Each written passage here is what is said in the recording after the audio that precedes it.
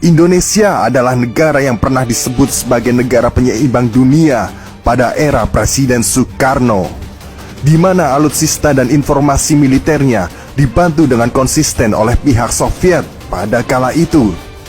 Bahkan Uni Soviet transfer 2 kapal tempur terbesar kedua dunia setelah kapal induk Amerika yang dinamai KRI Irian untuk menghadapi konflik terakhir Indonesia mengusir penjajah Belanda di Irian Jaya atau sekarang Papua.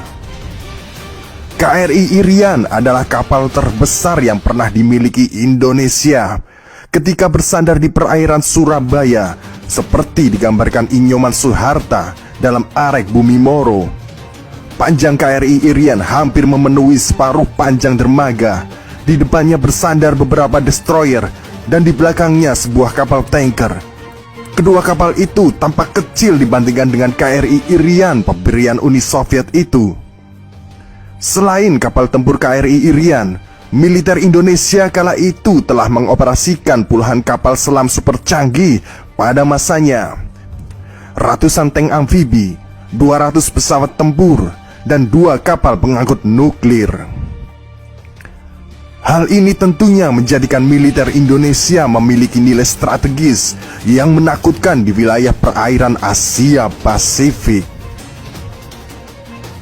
Salah satu kru dan komandan pertama dari kapal selam TNI Angkatan Laut, Laksamana Pertama Purnawirawan Purnomo, mengatakan bahwa militer Indonesia telah memiliki kapal selam tercanggih Whiskey Class buatan negara Uni Soviet. Hingga tahun 1962, kita memiliki puluhan kapal selam terbanyak di Asia Tenggara. Inilah kekuatan laut terbesar di kawasan Asia, yang satu-satunya negara di Asia yang berani mengusir penjajah Eropa pada kala itu, ujar Purnomo. Kapal selam tercanggih Whiskey Class milik TNI Angkatan Laut telah memainkan perannya saat terjadi konfrontasi dengan Belanda untuk merebut Irian dari jajahan negara ini. Kapal selam tercanggih Whiskey Class mendapat nama RI Chandrasa dan dikomandoi Mardiono.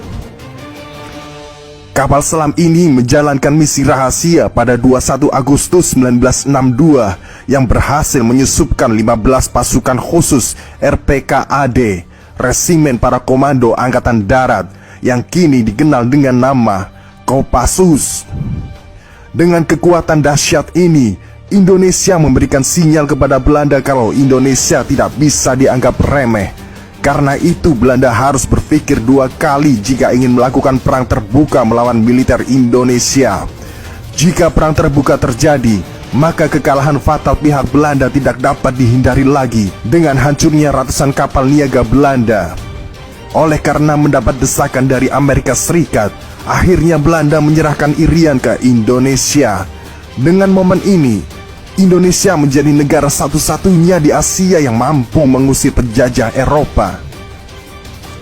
Sejarah Operasi Trikora menjadikan momen penting yang diingat dunia tentang militer Indonesia kala itu.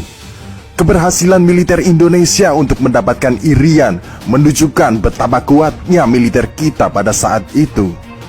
Berdasarkan prestasi itu, seluruh kru dan komandan kapal selam RI Chandrasa mendapatkan penghargaan Bintang Sakti yang diberikan oleh Presiden Soekarno 29 Januari 1963 kepada 66 orang awak kapal selam. Dengan takluknya Irian Barat, pupus pula harapan Amerika untuk menguasai pertambangan alam di Papua dan membuat Australia memupuskan niatnya untuk memasukkan Irian Barat ke pangkuannya. Bagaimana Australia tidak bergidik pada saat itu? Kekuatan kita bahkan mampu mengguncang Britania Raya atau Inggris Bos. Mereka yang notabene ketakutan bahwa negara persemakmurannya ke depan akan dicaplok oleh Indonesia. Inggris pernah berpengalaman berperang 2 kali dengan Indonesia pada waktu Indonesia belum merdeka. Inggris sempat menjajah Indonesia dari tahun 1811 hingga 1816.